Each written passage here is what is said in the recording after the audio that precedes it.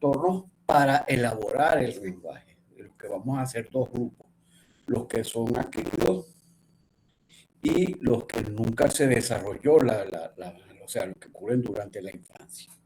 ¿Okay? Vamos, la diferencia está en que una persona que venía con un lenguaje desarrollado y hablando razonablemente bien, de pronto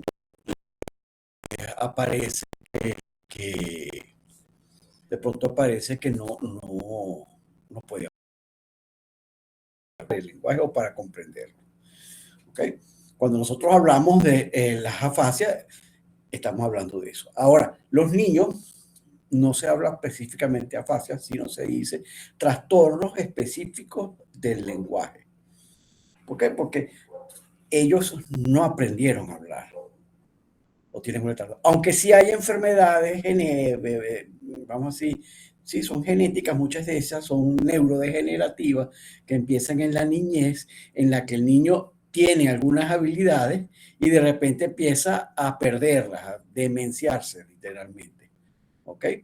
Son enfermedades raras, no son muy comunes, son espantosas. ¿Ok? Pero, y curiosamente, son muy comunes entre los judíos. Uno piensa que entre los judíos se repiten muchas enfermedades, pero realmente no es que ellos sean, sino los judíos son una población relativamente pequeña. No hay tantos judíos, lo que hace mucha bulla, pero no hay tantos judíos en el mundo. ¿Ok? Y ellos se casan entre ellos. Al revés, como está pasando con los musulmanes, que sí hay muchísimos, y ellos sí se están reproduciendo. Entonces tienen vamos a decir, unas generaciones siguientes más sanas, más cosas. No quiere decir, no estoy hablando aquí de que unos sean mejores que los otros, ¿ok? Por si acaso. Pero son cosas que pasan. O sea, si tú te pones si buscas en internet cuánto es el porcentaje, cómo se distribuyen las religiones, por ejemplo, y los grupos culturales en Estados Unidos en base a la religión. Obviamente los protestantes son la mayoría. Sin embargo, los protestantes son muchos distintos. Están que si los mormones, los testigos de Jehová, los no sé qué más, hay los bautistas, hay muchos protestantes distintos, ¿no? Son grupos distintos. Los católicos son la más grande de las minorías. Pero los católicos sí son un solo grupo. Y los judíos son apenas el 2%. O sea, claro, los judíos no solamente es religión, los judíos son una cultura. ¿Okay? Ellos no solamente es la religión, es una cultura, ellos creen que son una raza, eso tampoco es verdad. Pero porque no es verdad, porque simplemente las razas en el mundo no existen. ¿Okay? Entonces, por eso es que se repiten muchas enfermedades de este tipo genético entre ellos, ¿no? Porque son pocos, relativamente pocos, no es que sean pocos, son millones, ¿no? Pero son relativamente pocos. Entonces, me parece que apareció alguien más. No apareció más nadie. Bien, vamos entonces con los trastornos, con la anatomía del habla en la corteza cerebral. Cosa que ustedes ya han requete visto 3 millones de veces. Ustedes vieron neurología. En neurología vieron trastornos del habla. No puede ser, ¿sí? Nada, no. ¿Qué les diga?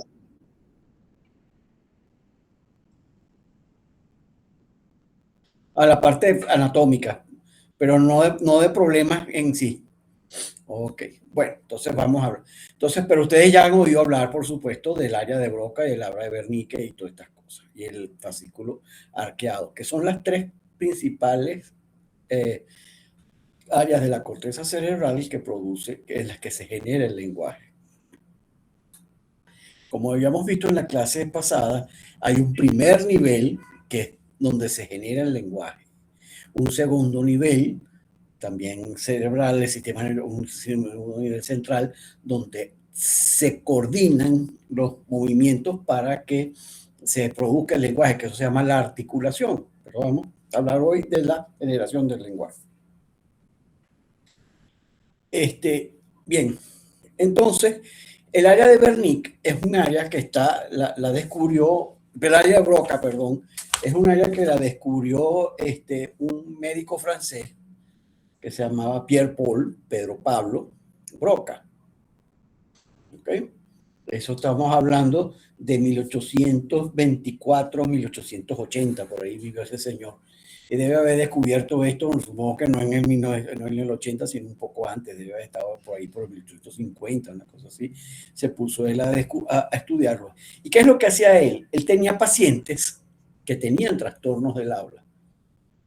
Y entonces, como funcionaba la medicina en Francia en esa época, ojo, Francia fue hasta principios del siglo XX la mejor facultad de medicina del mundo. ¿Okay? José Gregorio Hernández estudió allá y por eso es que él era un poco mejor médico que los demás, ¿no? Pero Racetti también. Yo siempre pongo esto porque la fama de santo de José Gregorio Hernández, yo creo que está un poco reforzada porque era un médico competente. Y entonces tenía fama de milagroso, porque hacía milagros. En una Caracas pueblerina, que donde todavía las cosas al principio del siglo no era tan así. Sí existía gente muy culta, no es que tampoco éramos unos indios motilones. Pero en general la población era bastante pueblerina, vamos a llamar. Entonces, no te creas, a veces ocurren cosas. Yo me acuerdo de una discusión que si Starbucks había venido a Caracas y que se había montado Starbucks Café en Caracas y tal, y una discusión que esta es la discusión más pueblerina que yo he visto en mi vida. A mí qué me importa si viene Starbucks o no a Caracas, o sea, eso ni me quita ni me pone. Pero bueno, entonces este señor se pone a estudiar sus pacientes con mucha metodología y ve cuáles son las fallas de lenguaje que tiene. Cuando estos pacientes morían, él hacía o iba a las autopsias y guardaba los cerebros de esas personas y los estudiaba y se daba cuenta que invariablemente tenían dañado un área específica que era la circunvalación. Tengo que aclararle, ustedes ya vieron las áreas de Brodmann, ¿no? Las circunvalaciones de Brodmann. Las 41, las 50, las qué sé yo, las que son numeradas. Entonces él veía que los pacientes tenían invariablemente la 44 y 45 de Brodmann estaban dañadas, que quedaban un poco por encima de la cisura de Silvio, por delante de la cisura de Rolando en el lóbulo frontal. ¿Okay? Y específicamente estaba dañada la del lado izquierdo. ¿Okay? Esto es muy importante, un poquito más adelante. Era la del lado izquierdo principalmente, algunas veces la del lado derecho. Yo no sé cuántos pacientes examinó él. Después vinieron unos médicos, una doctora americana y un portugués que se llamaban Nancy Donker y aquí tengo el otro, se llama Antonio Danasio, que buscaron los cerebros que había guardado Broca y les hicieron resonancias magnéticas. Y entonces, aparte de corroborar que efectivamente Broca tenía razón, vieron que el daño era un poco más extenso, que no se quedaba nada más en el área de Broca. Claro, lo que pasa es que si tú te pones a pensar que el área de Broca, cuando tú tienes un daño cerebral, normalmente es por un accidente cerebrovascular, es el más común. Del área de Broca, obviamente eso no queda restringido al área de Broca, se daña otros tejidos al lado que también están irrigados por esas mismas arterias, ¿ok? Que es la arteria cerebral media, eso lo vamos un poquito más. Entonces, él se da cuenta de esto, un poco después, pero casi con aparece Wernicke. Bernick es un médico también, y él ve que los pacientes que no podían, porque los de Broca entendían el lenguaje, pero no podían hablar. Mientras que, ¿cómo sabían que entendían el lenguaje? Porque tú le das orden y les haces. Tócate la nariz, se toca la nariz, ¿entiendes? Así como hace Troncondel, si da vuelticas, siéntate, da la patica, ahora hace la muertica, así como hace Troncondel, bueno, más o menos uno hace eso. Y si los pacientes entienden, entonces hace las cosas, porque, ojo, esos pacientes también les cuesta trabajo leer, ¿ok? Entonces venía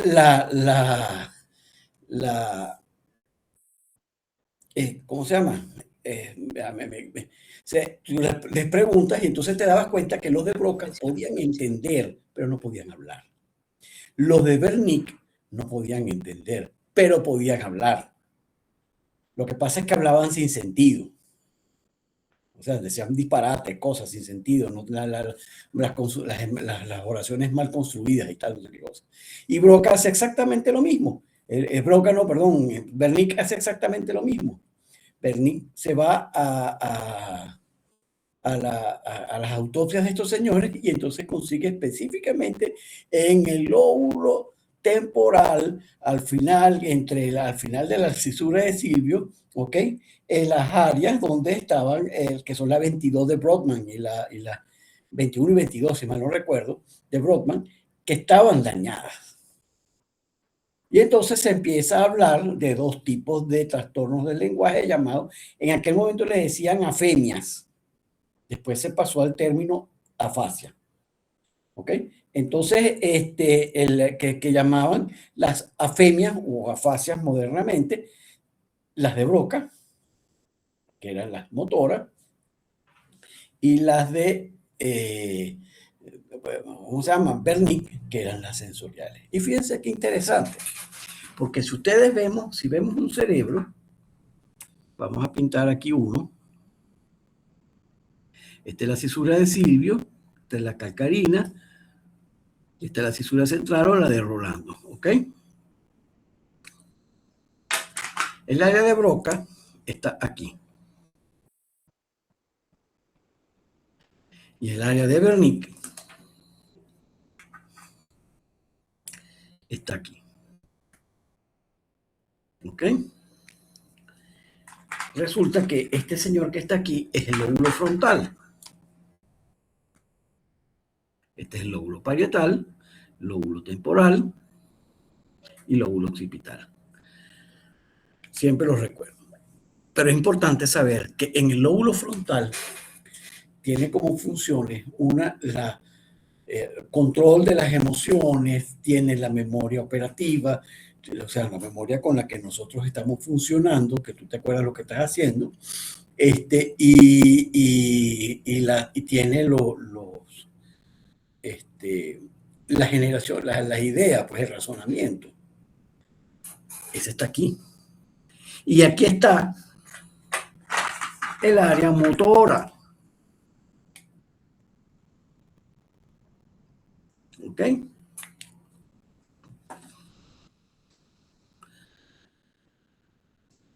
Entonces, ¿cuál es la importancia de esto? Que tenemos entonces una área que está conectada con nuestro razonamiento, lo que yo decía en la clase pasada. Tú cuando vas a pensar vas a decir lo que vas a decir, primero tienes una idea que no está en ningún idioma, que no tiene idioma, es simplemente una idea. La idea después nosotros conseguimos las palabras para expresar la idea. Lo que pasa es que eso ocurre tan rápido que tú no puedes darte cuenta en qué momento la idea no tiene idioma. Pero les habrá pasado más de una vez a ustedes y a cualquier persona que no encuentras las palabras para decir algo que tú sabes lo que quieres decir, pero no encuentras las palabras. Quiere decir, no hay idioma para decir esa idea que tienes en la cabeza. Entonces dice supercalifragilístico espialidoso. Entonces, porque no encuentras palabras para expresar lo que tú quieres decir. ¿Ok? Entonces, En cambio, por último me queda que hay una serie de conexiones entre el área de Broca y el área de Wernicke, que se llama el fascículo arqueado o arcuato. ¿Ok? Entonces, ¿en qué hace cada uno de estas cosas? Pues ellos tienen sus funciones muy específicas. ¿Ok? Aquí yo tengo una chuleta, que ya se las pasé, por cierto. Esta chuleta que yo estoy usando hoy, ya yo se las pasé a ustedes y deberían deberían tenerla. ¿Ok? Entonces, como siempre, estudiense eso porque las preguntas salen de ahí. ¿Ok? Entonces, a todas estas, hablando de preguntas, ¿este semestre dura hasta el 14 de febrero o hasta la semana antes?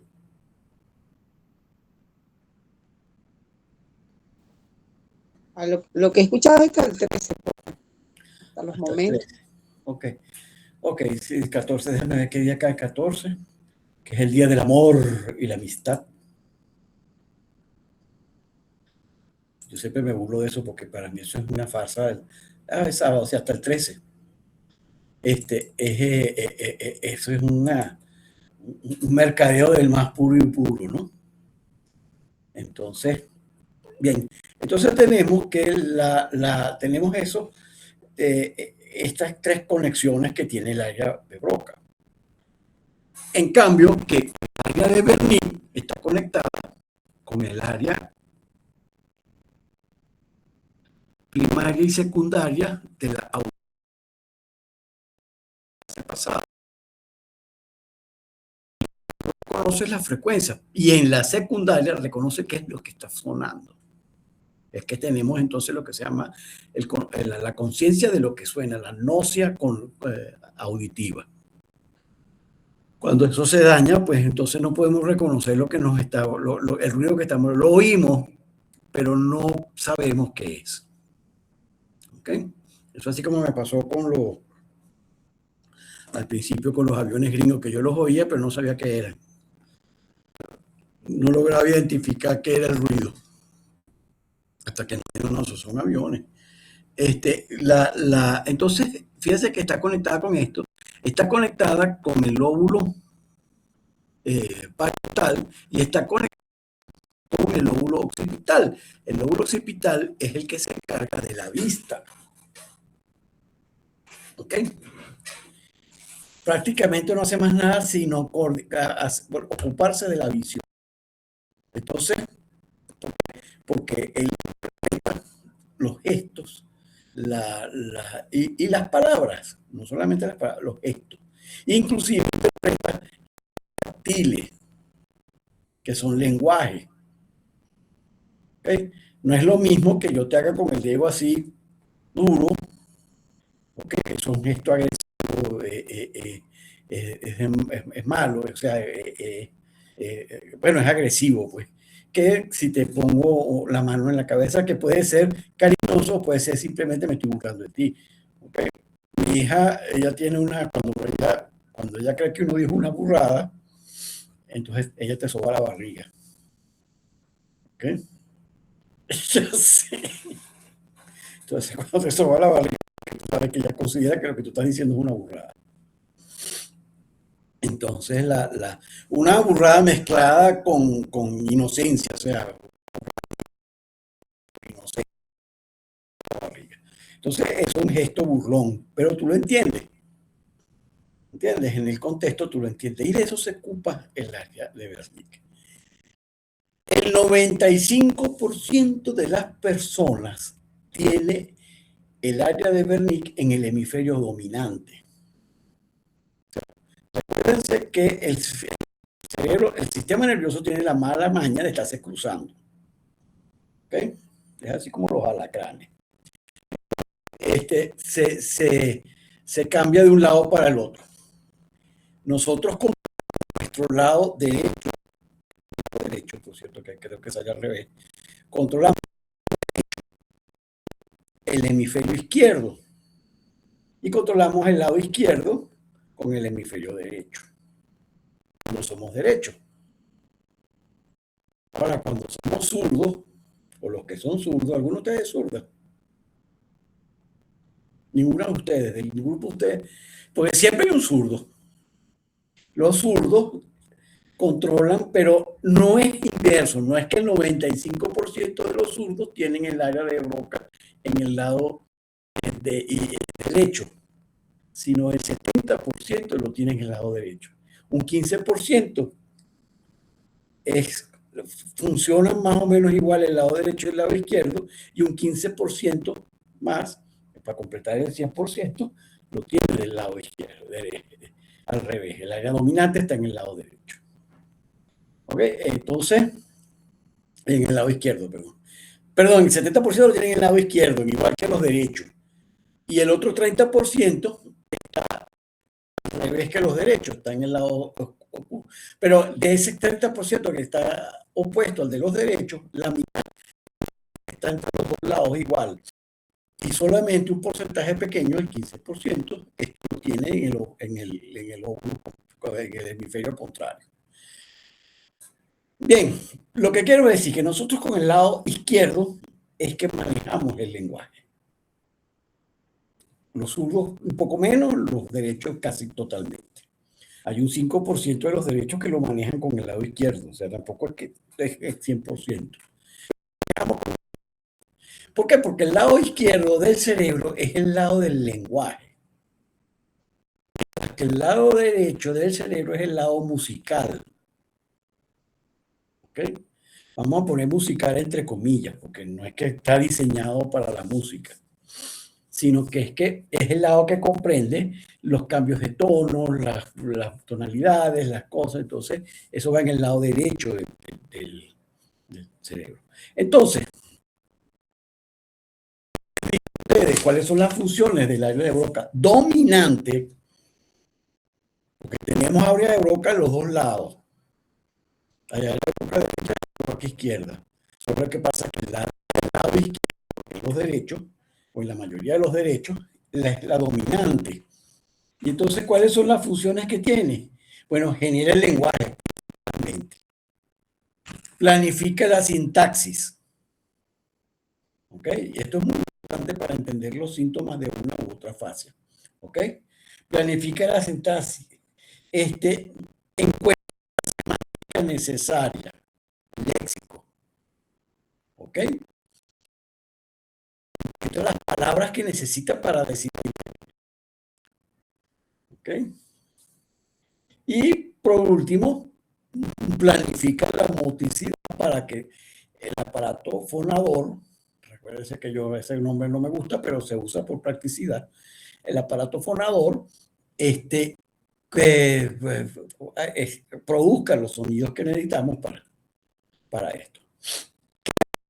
Área de contrario, su área homóloga en el lado contrario, está del lado izquierdo, la del lado derecho, que hace nuestra área de Broca del lado derecho, pues procesa la entonación que le vas a dar al lenguaje, la prosodia, ¿ok? La interpretación afectiva, eso es muy importante. Ustedes saben lo que significa la interpretación afectiva. No son las palabras de amor. Pues nosotros tendemos coloquialmente a llamar afecto al cariño. ¿Ok? Y la afectividad no es el cariño, la afectividad es nuestra respuesta emocional. O sea, desde el punto de vista psicológico, cuando se habla de afectividad, estamos hablando de la respuesta emocional, que puede ser alegría, puede ser tristeza, puede ser rabia, puede ser miedo, dependiendo de lo que sea, puede ser asco. ¿Ustedes vieron Inside Out? Inside Out es una excelente explicación. La primera, la segunda no está. ¿Ah? Intensamente, sí. Intensamente. Y el nombre es mejor, te voy a decir. En español, el nombre es mejor porque el problema es la mente de la niña. Entonces, que la mente de la niña era intensa. A mí me parece que el nombre en español es mejor que en inglés. Eso pasa algunas veces. El nombre original, la traducción es mejor. Entonces, la fíjate que, ¿cuáles eran los personajes que estaban en la mente? Estaba alegría, estaba tristeza, ira y asco.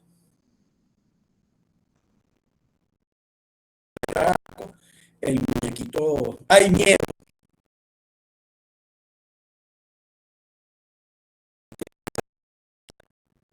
Vamos a decir,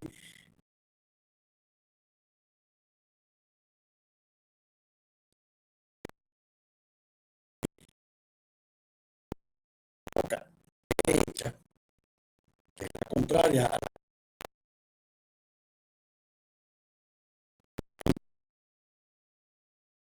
carácter afectivo. Ahí es donde tú le pones, ahí cuando tú estás regañando a tu nené, pues le pones la voz con carácter. ¿Ok? O si le vas a hablar con cariño, la voz con cariño. ¿Ok? Y entonces, entonces eso lo planifica el área de Broca de ese lado. ¿Okay? También modifica el ritmo. Nosotros podemos hablar más lentamente o menos lentamente. Podemos hablar sílaba por sílaba a voluntad. ¿Okay? Yo me hago la pregunta, no, me puse a buscar información y parece que sí hay cierta información entre que los pacientes con disfemia, que es el tartamudeo, hay problemas en la conexión entre las dos áreas de Broca. Y a la hora de generar el lenguaje, pues tienen trastornos para darle el ritmo correcto. Y hacen pausas, este, igual usted lo añadía para el autismo. ¿Ah? Pudiera existir. Usted nombraba que también para el autismo también en los autistas también hay problemas de interconexión, porque igual, pero vamos más bien hacia el área de Wernicke, ¿ok? Porque el área de Broca genera la entonación que tú le quieres dar, ¿ok? El área de Wernicke la entiende, ¿ok? Cuando tú hablas, entonces el área de Wernicke comprende que tú lo estás regañando, que le estás hablando con cariño, que le estás hablando con miedo o que le estás hablando con tristeza. Eso lo sabe, es el área de Wernicke del lado derecho. ¿Ok? Según esto que tengo aquí, Wernicke era austríaco. ¿Cómo es que era la cosa? Él era, ya te digo, por aquí lo tengo. Wernicke, no, era alemán. Por lo tanto es Wernicke, no es Wernicke. ¿Ok? El nombre en alemán es Wernicke. La W en alemán suena B. ¿Ok? La W en inglés suena W. ¿Ok? Y. Pero entonces nosotros, todo número en Venezuela tenemos la costumbre de que toda palabra musiúa la anglosijamos. La volvemos un poco anglosajona. Anglosajonizamos. ¿Ok? Y no es, o sea, esta es germánica. Pues, los alemanes pronuncian de otra manera. Y los franceses de otra. Y curiosamente, también tendremos a anglosajonizar las palabras en francés, y el francés es un idioma latino. ¿Okay? Entonces, porque eso es, cuando a ti te dicen un latino no es un tipo con un bigotico sabroso que sabe bailar salsa. No, latinos son los que, latinos somos los descendientes de Roma. En Roma se hablaba latín. Las poblaciones del mundo se clasifican por la lengua, no por sus características raciales, sino por la lengua. Entonces, todos, fíjate que son los eslavos, porque hablan las lenguas eslavas, los anglosajones, porque hablan el inglés y hablan el alemán, y los latinos, que hablamos los idiomas latinos.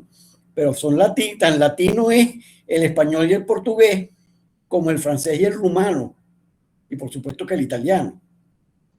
Entiendo que el rumano es el que más se parece al latín original. ¿Ok? Una vez lo leí por ahí, pero no sé. Yo nunca he oído hablar a nadie en rumano, así que no sé. Yo sí he oído hablar en latín, pero nunca he oído hablar a nadie en rumano. Entonces eso lo da. Y fíjate otra cosa, una cosa interesante, el cantadito. A mí hay una cosa que siempre me ha llamado mucho la atención y eso tiene que ver, seguro tiene que ver con el área de Broca y algunas características sexuales. Un amanerado, ¿ok? A la hora de hablar, un hombre que habla afeminado, no quiere decir, ojo, un hombre que habla afeminado no necesariamente es homosexual, ¿ok? Ni un hombre ni un homosexual necesariamente es afeminado, ni una ni otra cosa, ¿ok? Eso es no porque sea homosexual porque sea afeminado es homosexual, ni lo contrario. Entonces, pero el afeminado, ustedes vieron Los Piratas del Caribe. Bueno, Jack Sparrow es afeminado. Es muy afeminado cuando habla. Y el otro día estaba viendo una comiquita japonesa con mi hijo, que le encantan las comiquitas japonesas. Es un hombre de casi 30 años, pero le encanta una comiquita japonesa. Y entonces había un personaje que era afeminado. Y también, aunque yo no entendía jota de lo que estaba diciendo, pero sí sonaba afeminado. Y los afeminados tienen una manera de hablar que no es exactamente igual a las mujeres, que también tienen una manera de hablar distinta a los hombres. ¿Okay? El cantadito de las mujeres es distinto al de los hombres. ¿Ok? Y lo que llaman la prosodia. Pues. Y por supuesto, los acentos no solamente tienen una manera de pronunciar distinta. Cuando tú oyes un español hablando, no es solamente que pronuncia distinto en español, que nosotros, sino que tiene un cantadito que es distinto. ¿Ok? Básicamente, si ustedes lo ven en Venezuela, un margariteño y un maracucho los acentos son clarísimos, aunque no entiendas jota lo que dice. Había una estudiante del IVAL, una mujer bastante inteligente, no terminó, por cierto. Ella estaba casada con un francés, y ella maracucha, y estaba casada con un francés. Yo no sé si sigue casada con el franchute, pero pero ella una vez yo la oigo hablando por teléfono con su esposo, y yo francés no sé ni contar, o sea, no sé nada, yo francés sé muy pocas palabras. Yo la oigo hablando y hablaba con el cantadito maracucho en francés. ¿Okay? ¿Por qué? Porque eso forma parte del lenguaje. Eso lo hace entonces el lóbulo, el derecho. Y es interesante porque eso le da la pragmática al lenguaje y el contexto, porque eso es una de las cosas que hace el área de Wernicke derecha, que es que entiende el contexto en que se están diciendo las cosas. Y separa, rompe la ambigüedad. Si yo estoy hablando de como posición geográfica, el queda para allá, yo tengo el hacia mi espalda, el oeste de este asunto. ¿Entiendes? Entonces las dos palabras son iguales. El área de Wernicke es la que rompe ese dilema y entiende a qué te estás refiriendo. ¿Ok? Entonces, ¿por qué? Porque lo entiende en el contexto. Entonces, vamos con la sintomatología. Bueno, nos falta el fascículo arqueado. El fascículo arqueado también es interesantísimo, porque él es el que comunica el área de Wernicke con el área de Broca.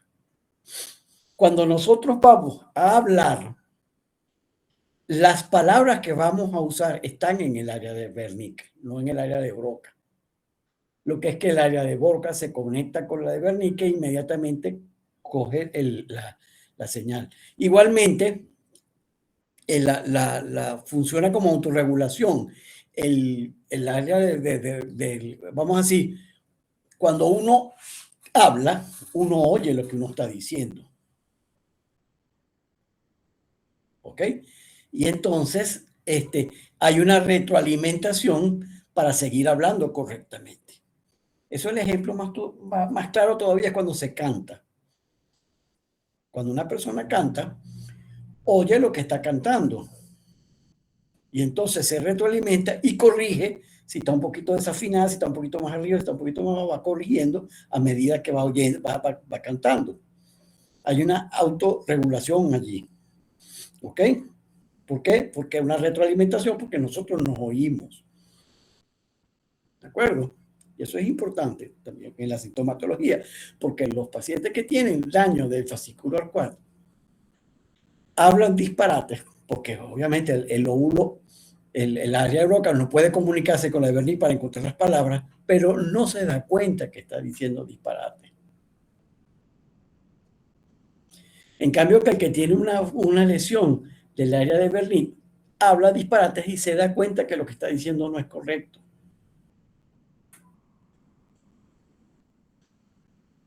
¿Ok? Entonces, la cosa. La otra cosa que está, por ejemplo, en ese asunto también de autorregularse, pues también está la habilidad de repetir. ¿Ok?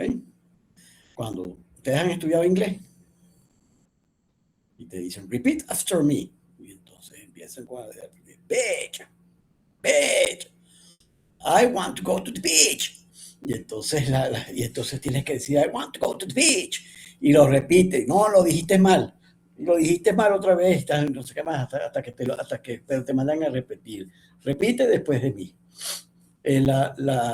¿Cómo? Ustedes no sé si son católicas, pero ¿cómo aprenden a rezar? Pues repiten la oración hasta que se la saben de memoria. O cómo se sabe en el himno nacional, lo repiten y lo repiten hasta que se lo aprenden. Curiosamente, las cosas cuando las asociamos a la música, las recordamos más fácilmente. Cuando yo estaba en la universidad, había un grupo español, una pareja, era un dúo español de música infantil que se llamaban Enrique y Ana. Y entonces, Enrique y Ana tenían una canción en la que te cantaban las tablas de multiplicar. Bueno, porque se hacía muy fácil recordarla. ¿Okay? Cuando nosotros cantamos, pues es más fácil de recordar. Tiene que ver, supongo yo, que con el lóbulo temporal, que es donde está la memoria, el lóbulo frontal. Nosotros tenemos dos tipos de memoria. Lo que llamamos la memoria episódica y la memoria, vamos a llamarla de trabajo, pues, de historia, que es la que te dice, la que lleva tu biografía. ¿Entiendes? Tú tienes todos tus datos biográficos están en tu memoria de largo plazo. Tú sabes quién eres, dónde vives, quiénes son tu papá, quién es tu mamá, sabes que estudiaste, tal cosas. Todo eso todo lo recuerdas porque eso está en esa memoria. En la otra memoria está la memoria semántica y la memoria... Iba a decir, la memoria semántica, esa que usted dijo ahorita. Sí. Y la memoria episódica, que es la que tú sabes, estamos haciendo esto y ayer me pasó esto y hoy esta mañana me desayuné una panqueca y todas esas cosas, ¿sabes? Pues lo traen en la memoria. Eso funcionan distinto. Y por eso es que los pacientes con trastornos demenciales tienen fallas de la memoria. Por ejemplo, los pacientes con Alzheimer empiezan por tener fallas de la memoria reciente. Pero saben perfectamente, pero recuerdan quiénes son, dónde vivían, o pasa completamente lo contrario, dependiendo de por dónde empiece la enfermedad. Entonces, entonces,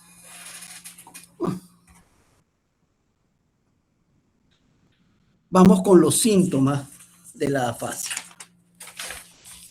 Cuando nosotros tenemos afasia, aparece una serie de síntomas, que es lo que vamos a ver aquí.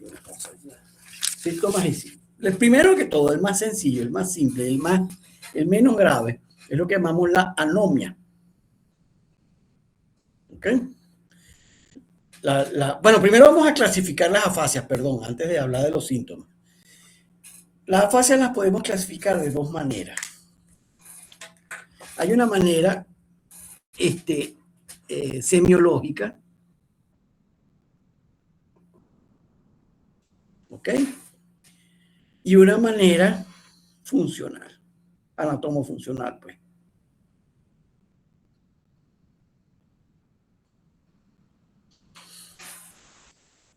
¿A qué me refiero con semiológica? Al síntoma que presenta. Y entonces las voy a dividir en dos grupos grandes, que son las fluentes y las no fluentes.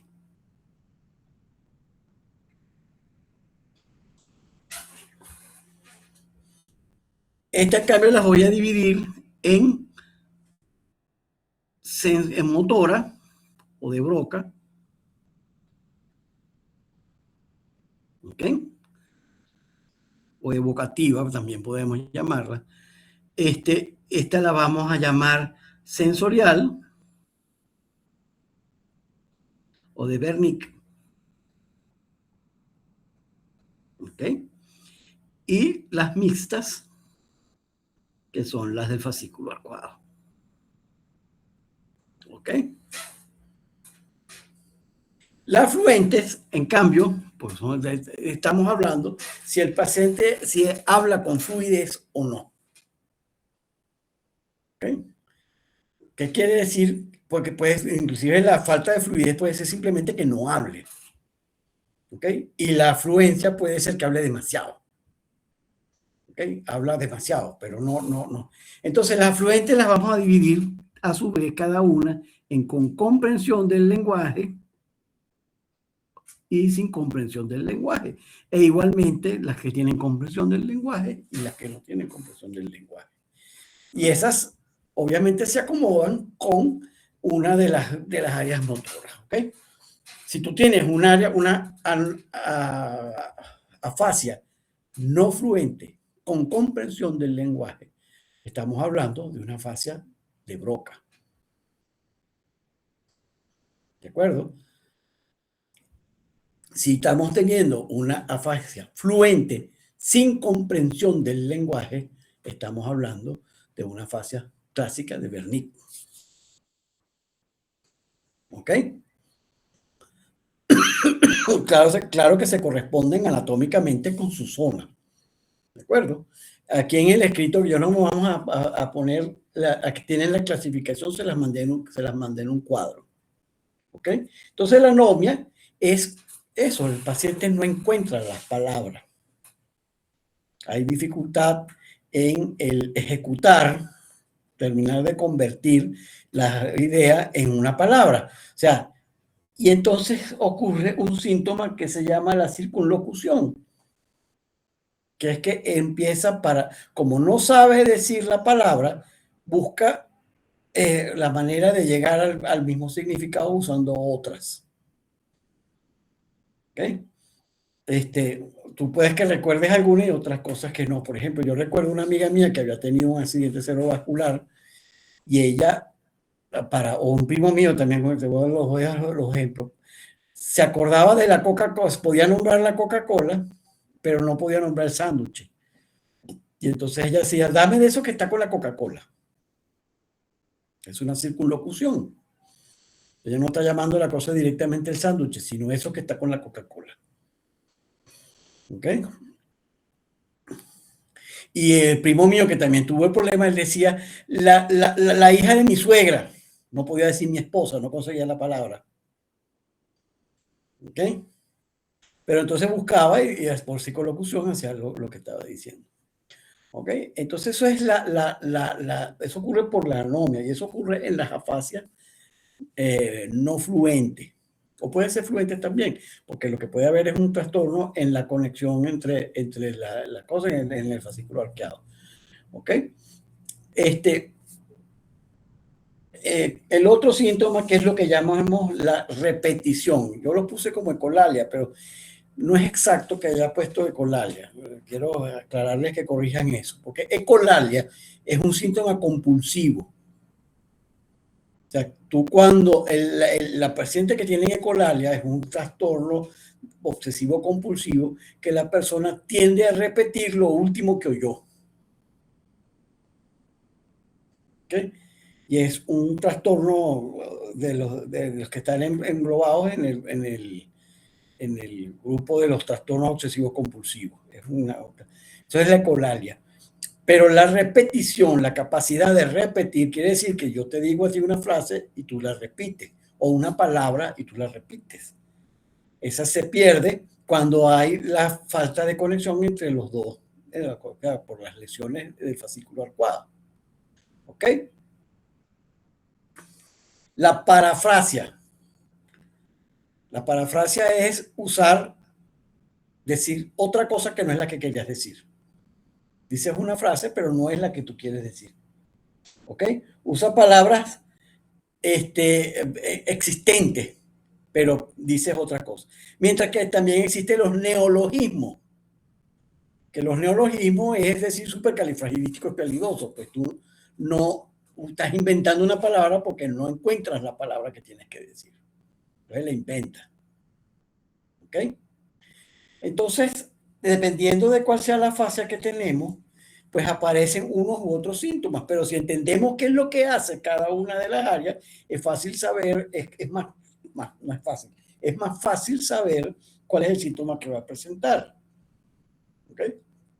Porque si el fascículo arqueado está presente en el control y la repetición, entonces sí, tenemos que la falta de repetición se debe al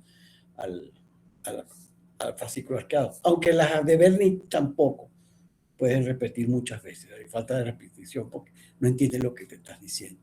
El de Wernicke habla como un lorito, pero no entiende lo que está diciendo. Habla fluidamente, pero disparate. ¿Okay? Mientras que el de Broca no habla fluidamente, habla lento o simplemente no habla. Otra cosa que hace también el área de Broca es crear ¿cómo se llama eso? Las reglas gramaticales, que las aprendemos, por supuesto, pero el área de Broca es quien las establece, porque no es lo mismo que tú hayas crecido en Japón que hayas crecido aquí, donde las reglas gramaticales son completamente distintas. ¿Sí? Y entonces, a los pacientes con trastornos del área de Broca tienen problemas para la sintaxis. Entonces hablan lo que se llama habla telegráfica. El otro problema que pueden tener, que pueden acompañar, es la incapacidad para escribir y para leer. La incapacidad para escribir se llama agrafia. Y la escritura es la expresión visual del lenguaje. La escritura no es natural. El lenguaje sí. Pero la escritura no es natural. La escritura es una invención de los humanos. Pero la hacemos en un área del cerebro que específica. Pues. El área Broca tiene que ver con la escritura y la área motora y todas estas cosas. Entonces tienen una agrafia o disgrafia que les cuesta escribir. ¿Okay? Y también, como tienen problemas, pues escriben telegráficamente o escriben con la sintaxis mal hecha porque no comprenden lo que está. Lo mismo que le está pasando para hablar, le está pasando para escribir. Nosotros cuando escribimos, ¿qué es lo que hacemos? Convertimos nuestras palabras en unos símbolos que aprendimos desde niños. ¿Ok? Es interesante un punto en cambio, que la falta de escritura, la falta de escritura, la incapacidad para entender la escritura, se llama alexia o dislexia. ¿Ok? Que simplemente no podemos leer. Interesante. Los japoneses tienen dos maneras de hablar. ¿Ok? Ellos tienen un lenguaje que es el más primitivo, el más antiguo, es el de los japoneses, que se escribe en símbolos, perdón, de escribir, no de hablar, de escribir y hablar. Cada símbolo de estos japoneses significa algo. ¿De acuerdo? Yo les invito a que vean, por ejemplo, metan en japonés lluvia. Entonces una cosa así como una casita con así, que te parece, se parece una lluvia. Un símbolo parecido a eso, ¿ok? Eso es lluvia. Mientras que tienen otra serie de palabras en medida que Japón se conecta con, con Occidente, empiezan a adquirir nuevas palabras que no tenían ellos antes. Y entonces inventan una manera, yo no me acuerdo cómo se llama cada una, que es que cada símbolo de esto es una sílaba. Y entonces también les digo, vean una palabra más moderna, vean en internet cómo se escribe en Japón y probablemente son varios simbolitos. ¿Ok? Probablemente, la verdad es que no lo sé. Pero entonces, ¿qué pasa? Los pacientes con afasia del área de Wernicke en japonés, las que son símbolos las entienden, pero las que son sílabas no.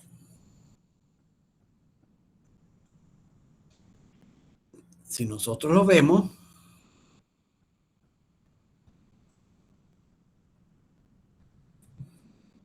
eso es una manzana, una pera o una manzana más o menos, ¿verdad? Entonces, tú la ves y sabes lo que es sin necesidad y le dices en español se llama manzana, en, en, en francés se llama pom no sé qué cosa y en inglés se llama apple. ¿Ok? Cada cosa, pero estamos hablando del mismo símbolo, que sabemos lo que es. Entonces lo mismo le pasa a los japoneses con este símbolo.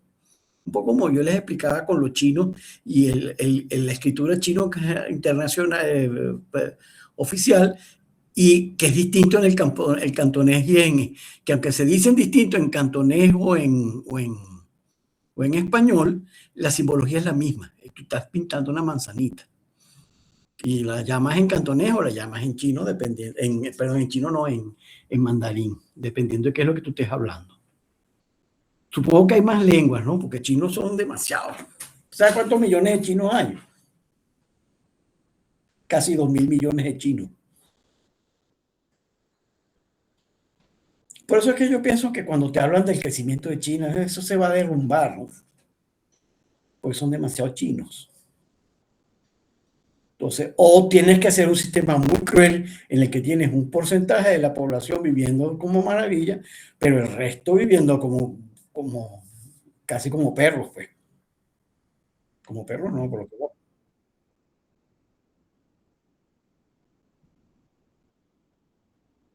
Claro, lo que pasa es que, sí, sí, pero, pero, pero en China te pasa Y una tienen todo cosa. en un solo sitio. La China te dice que tiene un poder adquisitivo, la gente tiene un poder adquisitivo inmenso y que tiene una clase media, que tiene 20 millones de personas la clase media, o 200 millones de personas la clase media, 200 millones de personas es casi la población entera de los Estados Unidos, ¿ok? Y otro porcentaje de millonarios. Lo que pasa es que 200 menos 1.800, nos quedan 1.600 millones de personas pobres. Y esa es la cuenta que nadie te cuenta. Lo que pasa es que 200 o 300 millones de clases medias, gente que consume, y es un mercado inmenso. ¿Ok? Entonces es interesante. Pero es que no es que China está maravillosamente bien, porque vamos otra vez, hay 1.500 millones de chinos pobres. ¿Ok? Son 1.800 millones de chinos. Entonces, no, no, la verdad es que China es una desgracia país. Lamentablemente es así. Eso es una desgracia país. Los pobres chinos nunca han tenido una democracia. Ellos han vivido pisoteados por los emperadores, después por el Partido Comunista y ahora por estos señores. Esas son las que ellos siguen diciéndose que son el Partido Comunista. Mentira, no son la comunista nada, son más capitalistas que el capitalismo más capitalista, pues ni los ingleses eran así. Entonces, eso funciona así, bueno, pero me estoy desviando el tema. Aquí tengo un organigrama que lo tienen ustedes también. Bueno, vamos con las causas. ¿Por qué puede ocurrir una afasia? No son tantas causas, ¿ok? Hay, primero, enfermedades vasculares. Como todas las demás células del cuerpo humano, las células necesitan oxígeno y glucosa para vivir. ¿Okay? Las células del cerebro requieren las dos cosas. ¿Okay? Y esa glucosa y ese oxígeno llegan por la sangre. La falta de oxígeno se llama hipoxia. La falta de glucosa se llama hipoglicemia. Pero como las dos viajan en la sangre, la falta de riego sanguíneo se llama isquemia. ¿Ok? Y entonces, cuando falla el riego sanguíneo en el cerebro, pues ocurren hipoxia y hipoglicemia, en la zona donde no llega la sangre. Porque no llegó más y las células se consumen el oxígeno y la glucosa que les quedaba. ¿Okay? Pero la causa es isquemia. Entonces tenemos lo que llamamos accidentes. ¿Se ve? No. Accidentes cerebrovasculares o ACV, que ustedes lo habrán oído un millón de veces. ¿Ok? Entonces los ACV los hay de dos tipos.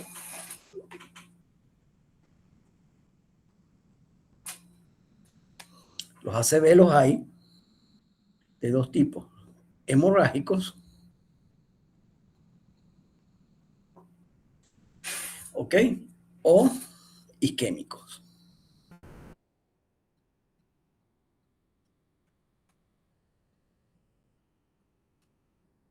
Los hemorrágicos normalmente se deben a ruptura de una arteria y específicamente a la ruptura de un aneurisma o una malformación arteriovenosa.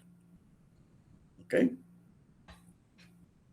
También puede romperse la arteria sin que haya nada de esto. Simplemente la arteria está tan quebradiza por la arteriosclerosis que un aumento de presión hace que se rompa. ¿Okay? Y entonces sangra hacia el tejido y lo daña. La sangre regada sobre las neuronas es nociva para las neuronas. La sangre tiene que estar conducida por donde es, pero el chorro de sangre daña las neuronas. Entonces, ¿qué pasa? El cerebro se nutre básicamente con 4 arterias. ¿Okay? Que son las arterias vertebrales que se unen en una sola para hacer la arteria basilar, que entonces tiene un puente que se une con las arterias yugulares, las arterias carótidas, y las carótidas se unen en el medio para formar lo que se llama el polígono de Willis. Esto es muy importante porque si se me tapa esta arteria, pues la sangre llega por el otro lado. Tiene vías alternas. Pero hay arterias terminales. Las arterias terminales, si se tapan, eso es como la calle ciega. Si se tapa, se queda otro mundo atrapado ahí. No hay manera de salir ni de llegar. ¿Ok? Tú pones una guarimba aquí en esta calle, la calle donde yo vivo es una calle ciega. Tú pones una guarimba aquí arriba y bueno, y no entras ni sales. ¿Ok? Una cabala ahí, como ponen unos policías ahí, tú ni entras ni sales. Te das ahí las cosas y atacan a todo el mundo. Pues nada. Nosotros estamos viviendo una época de desgracia en la que ya antes uno le tiene miedo a los malandros, ahora uno le tiene miedo a los policías. Sí, porque son malas conductas, chicos, te matraquean, ¿verdad? Hay mucho malas conductas, hay muchos policías honorables, no metamos a todos dentro de un solo foco. Entonces, ¿por qué ocurre esto? Bueno, por enfermedad vascular. ¿Cuál es la enfermedad vascular más común? La arteriosclerosis. No es arteriosclerosis, es ateroesclerosis, porque lo que se forma son placas de ateromas en las arterias. ¿Ok? Todo el mundo dice arteriosclerosis, es ateroesclerosis.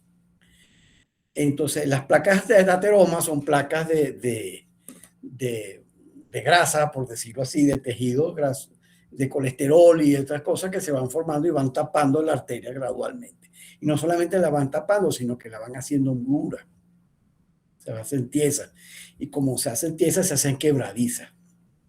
Los aneurismas, que pueden ocurrir en cualquier arteria, las arterias tienen varias capas. Tienen una capa, las arterias medias tienen por lo menos una capa elástica, una capa externa, ¿okay? Pues se me olvidó el nombre, y una capa interna que es el endotelio, ¿okay? El endotelio vascular. Entonces, esto tiene que estar intacto para que la sangre, con las células que están aquí, no se acumulen en una lesión que tenga el endotelio y formen un coágulo. Por eso es que a la gente, cuando tiene problemas de arteriosclerosis, le mandan a tomar aspirina o clopidogrel, que son drogas que disminuyen ¿cómo se llama eso? La agregación plaquetaria, de tal manera que no se forme un coágulo. ¿Ok? Esto igual pasa en el cerebro que en el corazón o en cualquier parte. Lo que pasa es que te ocurre en el glúteo mayor, en una de las arterias del glúteo mayor, no te va a doler un poco el glúteo mayor en ese momento, pero no te va a pasar nada. Pero si ocurre en la arteria descendente anterior del corazón, pues tienes un infarto. Y si te ocurre en la arteria cerebral media, pues tienes un infarto cerebral. ¿Ok? O una isquemia cerebral. Que la isquemia puede ser definitiva, un infarto, o una isquemia transitoria. Y entonces es lo que llamamos una isquemia cerebral transitoria. Son personas que de repente tuvieron una fase de un momento de afasia, de pérdida de la memoria, etcétera, etcétera, etcétera, y después se recuperan. Eso es una isquemia cerebral transitoria. Y hay otros que no se recuperan, entonces tienen un ACV. Y el ACV se va a acompañar entonces de otros síntomas, ¿ok? Como son hemiplegia, paraplegia o dependiendo de lo que sea, y otras focalizaciones neurológicas, dependiendo de cuál sea el área que está afectada por la isquemia. ¿De acuerdo? ¿Qué otra cosa hay? Pues que es bastante común, los traumatismos. En Venezuela tenemos uno de los índices más altos de accidentes de tránsito. La mortalidad por accidentes de tránsito creo que es la tercera causa. La primera son las enfermedades cardiovasculares, la segunda es el cáncer, la tercera son los accidentes, las muertes violentas, entre las que están los accidentes de tránsito. Pero también están los asesinatos, ¿no? Entonces, el traumatismo cráneoencefálico lo podemos clasificar en dos grupos también, lo que llamamos el traumatismo cráneoencefálico cerrado o el traumatismo cráneoencefálico abierto. Y tienen maneras de manejarse distintos. ¿Qué quiere decir cerrado? Que te golpeaste el cerebro, pero no se rompió nada externamente. El daño es interno, dentro del cerebro. Abierto quiere decir que además de que te dañaste el cerebro, tienes una raja y una fractura del hueso que comunica el cerebro con el exterior. Entonces es peligroso porque no solamente produce daño por el traumatismo, sino porque además se infecta. Pues los microbios entran, ¿ok? Y entonces se infecta y entonces tienes una encefalitis, una meningoencefalitis, ¿ok? Los accidentes, bueno, por eso es que es obligatorio usar casco cuando manejas una moto. Yo por cierto no invento mucho con mi moto, yo no ando entre las colas, yo ando como si fuera otro carro, detrás del otro carro, porque es peligroso. Andar en moto es peligroso, no es juego. Ya yo estaba acostumbrado a andar en bicicleta por la calle, a mí me gustaba mucho montar bicicleta, ya no monto tanto.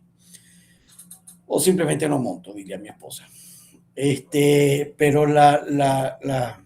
Pero sí, yo montaba bastante bicicleta.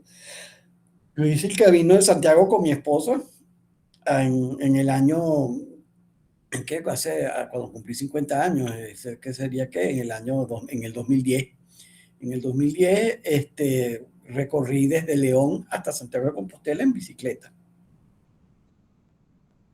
Y entonces, bueno, ese es el mejor viaje que he hecho yo en mi vida.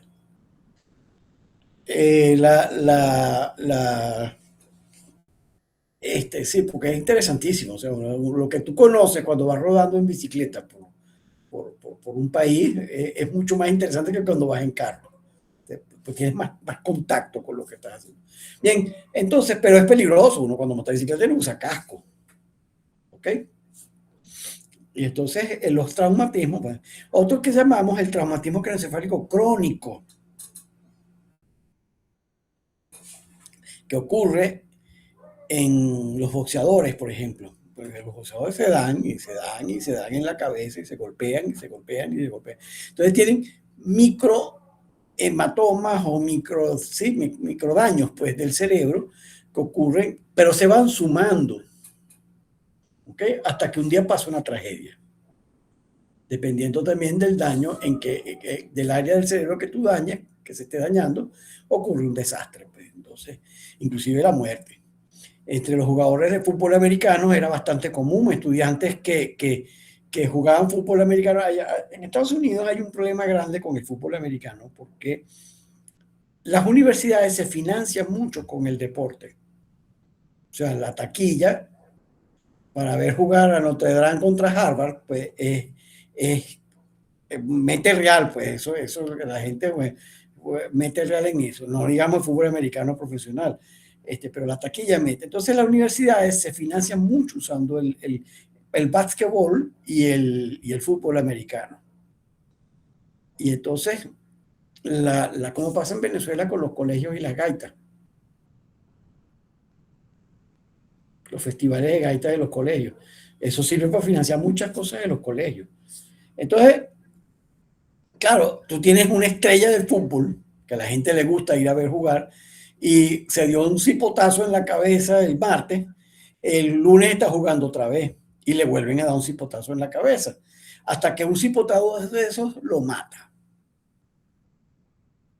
El tipo dice, bueno, pero se golpeó igual. ¿Por qué? Porque ha tenido lo que llamamos un traumatismo craneoencefálico crónico. ¿Okay? Y entonces puede matarlo, como puede simplemente de repente producir una fascia. Depende nuevamente de cuál sea el área que se esté afectando. Si el daño está en el área de Broca, pues entonces produce una fascia de Broca. Otra causa también son los tumores.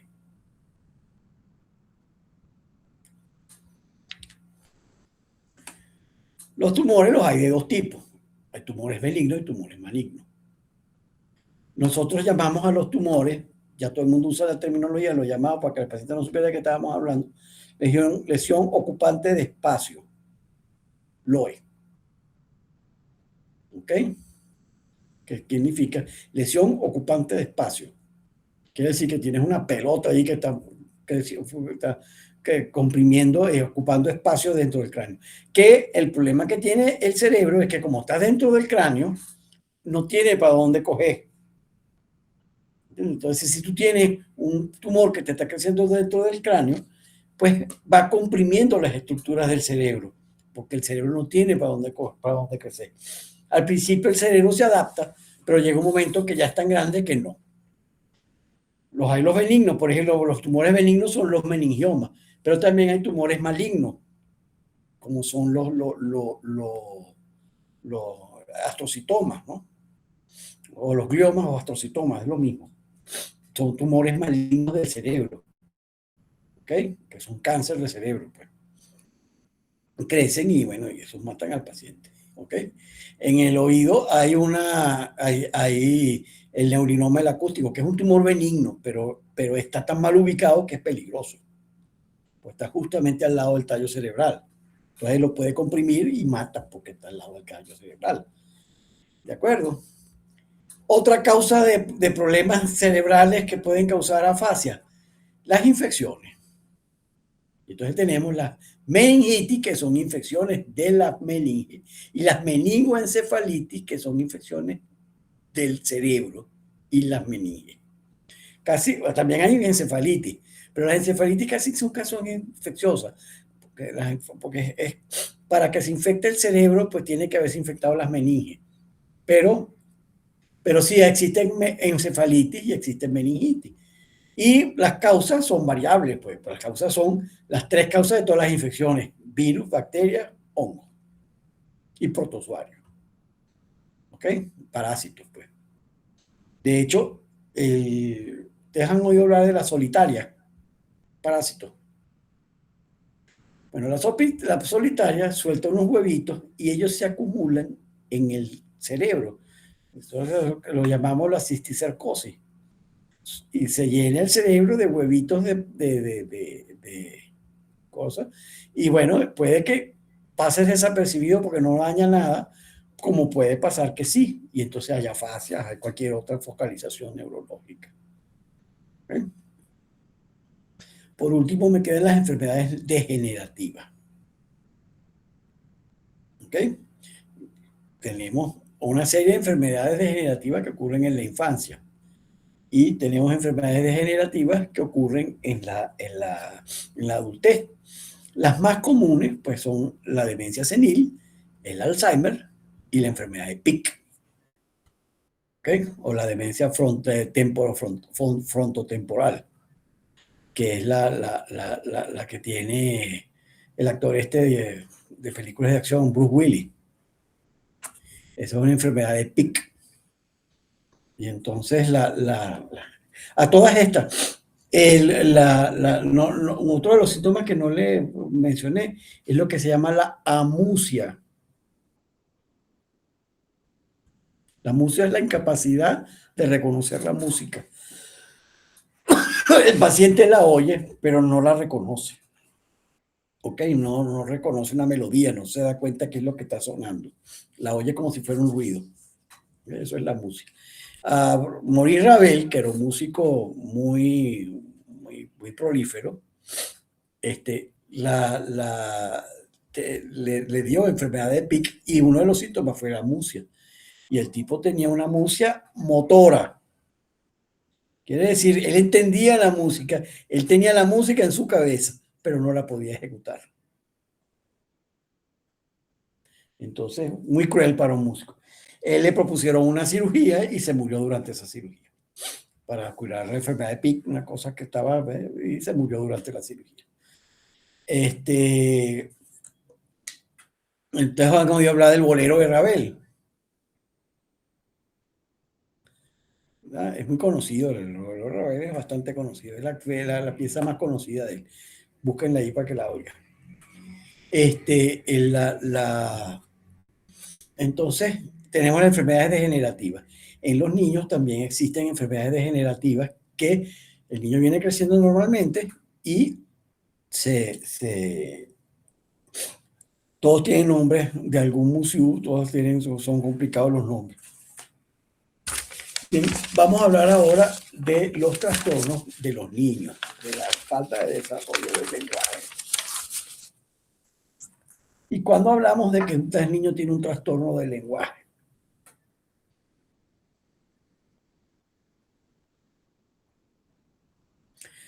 Bien, vuelvo a contarles. El área de Broca, ustedes saben qué hace el área de Broca en los animales. Los primates, algunos pájaros, no me acuerdo si los perros, tienen área de Broca. ¿Ok?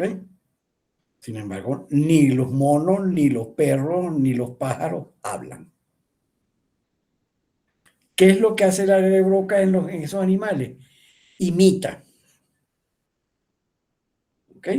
Imita gestos, imita cosas que hacen y tú puedes poner un perro a imitar y da la patita, y entonces da la patita como uno da la mano, entonces él imita. Los monos imitan muchísimo. ¿Okay? Y entonces le dices al mono, Delcy le dice Tron le dice a Delcy, da la patita, y yo le decía la patita, basta la muertica, y le dice la muertica, y entonces la cosa así, pero entonces funciona la imitación. Entonces, así es que nosotros, cuando estamos recién nacidos, que somos un poquito más que un animalito, ¿ok? Empezamos a imitar, ¿ok? ¿Y qué es lo que empezamos a imitar? Primero, hacer ruidos. Lo primero que hace un bebé cuando nace, la única manera que tiene de comunicarse es con el llanto. ¿Ok? Y lloran por todo.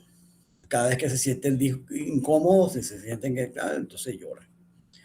Mi hijo me pedía, cuando mi hijo es 2 años mayor que mi hija, y entonces nos pedía así encarecidamente cuando mi hija lloraba, que la devolviéramos. ¿Por qué no la devuelven a la clínica? Entonces, bueno, porque pero los niños entonces lo que saben hacer es llorar. Después van aprendiendo por imitación a sonreír. Y entonces cuando tú ves que a los 3 meses el niñito sonríe, pero sonríe, puede hacer, a veces se sonríen, pero una cosa es sonreírse y otra cosa es sonreírse como respuesta social. ¿Okay? No es lo mismo. Pues tú puedes hacer un gesto como una sonrisa. No está incapacitado para hacer el gesto, lo que es que no está conectando con la otra persona. Exacto. Él puede contraer los músculos, los risorios, y pareciera que estuviera sonriendo, y a veces coincide con algo que uno hizo, o ay, mira, se está riendo. Y a lo mejor no es así, ¿ok? Pero a los 3 meses empiezan a tener sonrisa social. ¿Y cuándo tienen la sonrisa social? Cuando hay cierta conexión del lenguaje materno o paterno o de cualquier otro que le hable, ¿ok? Con el niño que está chiquito. Y entonces lo que le están diciendo de alguna manera le causa placer y entonces sonríe. ¿De acuerdo? Y si no le causa placer, llora. Eso es lo primero que hace un bebé. ¿Ok? Va desarrollándose entonces también la motricidad. Pues acuérdense que cuando nosotros somos unos bebés, lo que va ocurriendo, no sé si se lo explicaron en neurología, las neuronas, vamos a pintar aquí una neurona, estas son las dendritas, y entonces tiene el axón. El axón tiene unido a él una célula que se llaman los gliomas o astrocitomas, porque se parecen a una estrella, que producen una sustancia que se llama la mielina, que forma una cápsula alrededor del axón. Esto hace, como funciona en un cable, aislar un cable del otro. ¿Okay? Si ustedes ven el cable que tiene su computadora, es un cable complejo, es un cable que está hecho con muchos cablecitos, sobre todo el que transmite para conectar la imagen. No, es un cable complejo, no es un positivo o negativo, sino es un cable bastante complejo. Tiene muchos cablecitos. Si esos se van rompiendo, la calidad de la imagen empieza a desaparecer. Entonces, lo mismo pasa con nosotros a medida y que se va mielinizando, se va aislando una neurona de la otra, nosotros vamos adquiriendo habilidades. ¿Okay? Y nosotros nos mielinizamos de la cabeza a los pies, o sea, de proximal a distal. Y por eso ves que lo primero que controlamos es la boca, pues lo más proximal. Después, al mes y pico, tal, no sé qué cosa, levanta el cuellito como un tuqueque cuando te lo pones boca abajo. ¿Ok? Y entonces, ¿por qué? Porque ya empieza a controlar el cuerpo. A los 6 meses ya se puede sentar. ¿Okay? Entre los 9, 10 meses ya se puede parar. ¿Ok? Y entre el año y los 14 meses viene la gran hazaña que es que puede caminar. ¿Ok? Pero todo va ocurriendo porque se va mielinizando de la cabeza hacia los pies. ¿Ok? Ese es el concepto que hay que tener claro. Pues lo mismo pasa con la audición y el lenguaje. Se va mielinizando las fibras y entonces, y por otro lado, él va aprendiendo. ¿Ok? Cosa que va también en el lóbulo, en el área de Broca, perdón, en el área vérnica derecha, que es el aprendizaje, en las dos. ¿Okay? Él va aprendiendo y va creando el lenguaje. Y por imitación, vamos a ver que nosotros, el área de Broca funciona a causa de la imitación en los demás animales y los niños también. Por imitación empezamos a decir las palabras que los demás dicen. Al principio balbucean. ¿Qué dicen los bebés? Primero balbucean, hacen ruidos, balbuceos y tal. Después empiezan a decir sílabas. Pa, pa, ta, ta, ta, ta, y empiezan a decir sílabas. ¿Ok? Y después es que empiezan a decir palabras sueltas. Ay, mira, dijo papá, dijo mamá, dijo de esas cosas. Y entonces normalmente dicen tete, dicen papá. Entonces, cuando llegan al año, ya manejan algunas palabras. Cuando llegan a los 2 años, tienen un vocabulario más amplio y ya forman frases. ¿Ok? Después viene, no recuerdo exactamente la edad, un fenómeno que es muy importante, que es la concepción de yo. ¿Ok? En el lenguaje es muy importante. Cuando el niño se da cuenta que él no es parte del entorno y que el entorno no forma parte de él, sino que él es él y los demás son los demás. El concepto de yo, de individualización. ¿Ok? Y eso es importantísimo también en el lenguaje. ¿Ok? Pero todo va ocurriendo a medida que empieza por la primera frase, después empieza por las palabras, pero empieza por los balbuceos, después por las sílabas, después por las palabras, después por las frases, después empieza a decir oraciones complejas y ya cuando tienen 4 años hablan como unos doctorcitos. ¿Ok? Y son capaces de echarte un cuento. ¿Cómo? ¿Qué es lo otro que puede causar que el niño no hable? Que no oiga. Y esa es la causa más importante y la más común de trastorno del lenguaje. Por supuesto que también puede ser autista, que no oiga, que sea sordo. ¿Ok? Porque para poder imitar tiene que oír lo que va a imitar. ¿Ok? Entonces, si él no oye, pues no va a aprender a hablar. Importantísimo. Yo se los dije cuando vimos los trastornos de la audición. Hasta más o menos los 7 años, los niños son capaces de aprender a hablar. ¿Ok? Ya a los 7 años muy mal. ¿Ok? A los 6 también es malo. El momento cumbre donde mejor aprenden a hablar es entre los 3 y los 4 años. Es donde más aprenden. Entonces es importantísimo que un niño que no oye, ponerlo a oír. ¿Okay? Cuando salieron los implantes cocleares, hubo uno en Estados Unidos, que para que hay gente, en Estados Unidos hay gente para todo. ¿Okay? Hay gente que defiende el rifle y le hacen unos lobbies importantísimos y matan todos los años, matan a un gentío en un colegio, un tiroteo, un loco dispara, y hay quien defiende que eso no es culpa de los rifles, sino del que lo usa. Bueno, pero igualmente algo hay que hacer, porque eso pasa en Estados Unidos y no pasa en ninguna otra parte del mundo. ¿Okay?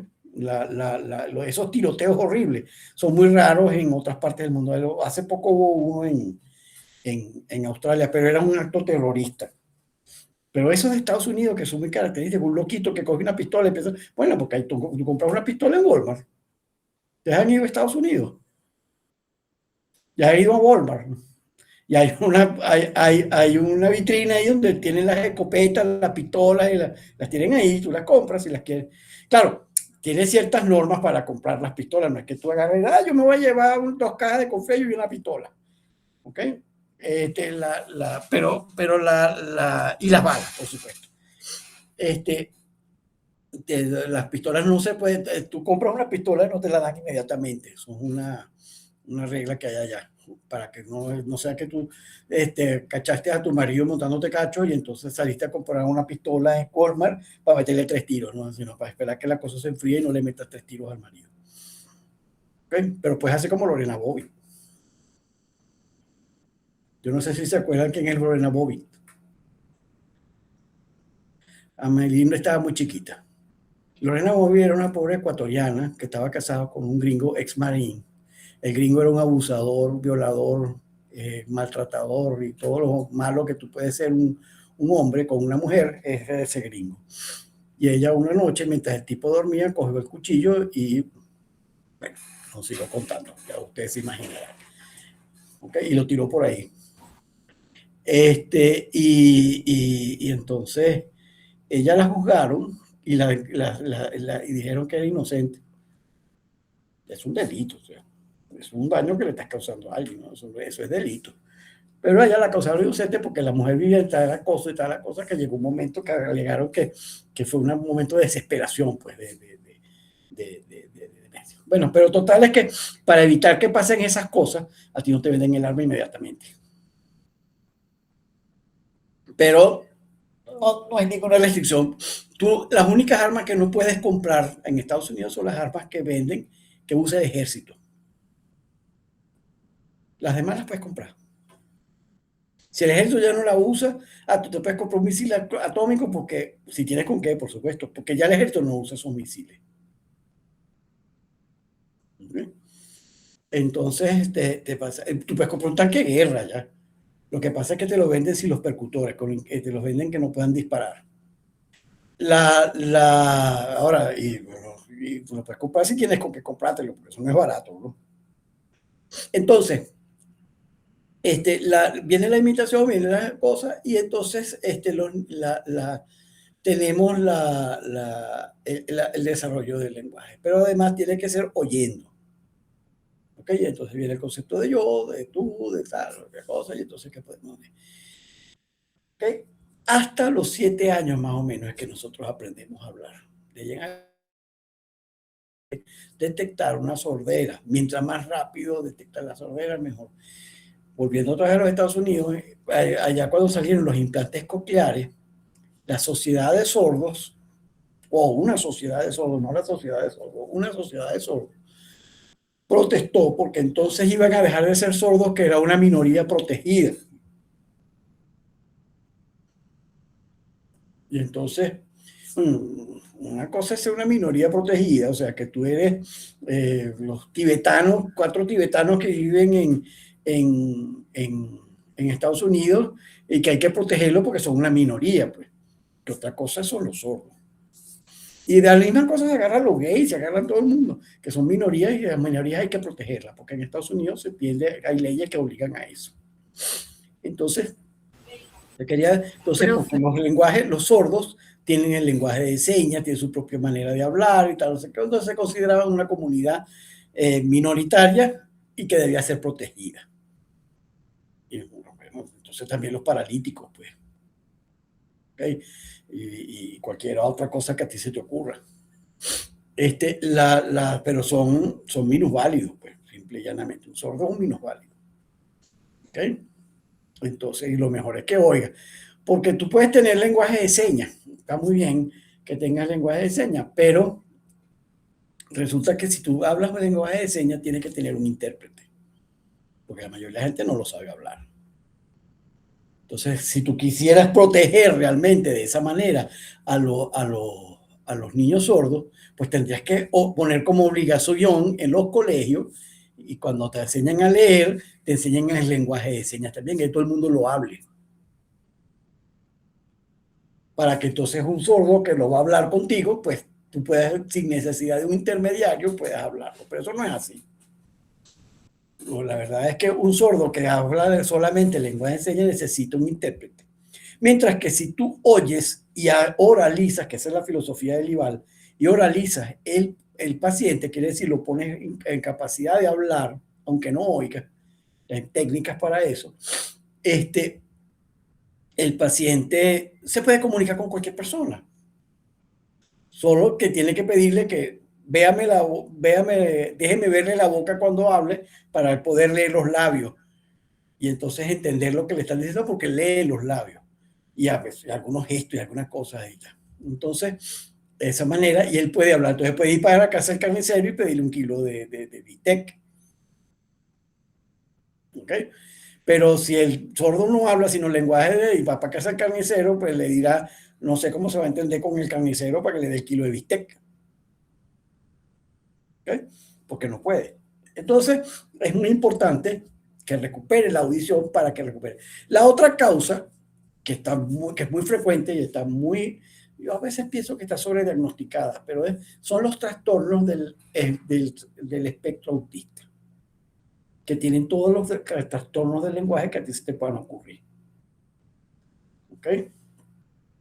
Desde unos muy leves hasta trastornos muy severos del lenguaje, dependiendo de qué tan severa sea el autismo.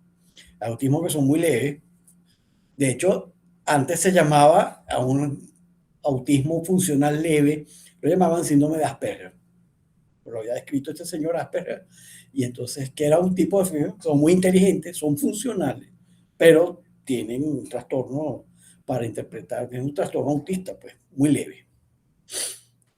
También están y hay autistas severos, porque simplemente están desconectados completamente del mundo. Eso se llama autismo. ¿Okay? Porque están desconectados, están metidos en su propio cerebro, pues, en su propio mundo, su propia cosa. ¿Ok?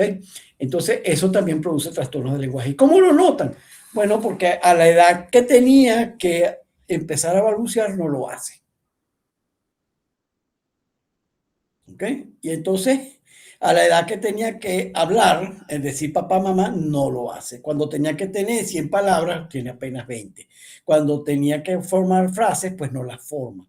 ¿Entiendes? Esa es la manera como van. Y hay una manera sencilla, simple, de saberlo cuando ustedes están interrogando. Primero, obviamente pueden tener una tabla donde a qué edad debe ocurrir cada cosa. Y hay tablas para eso. Y eso es mejor tenerlo así que traérselo de memoria.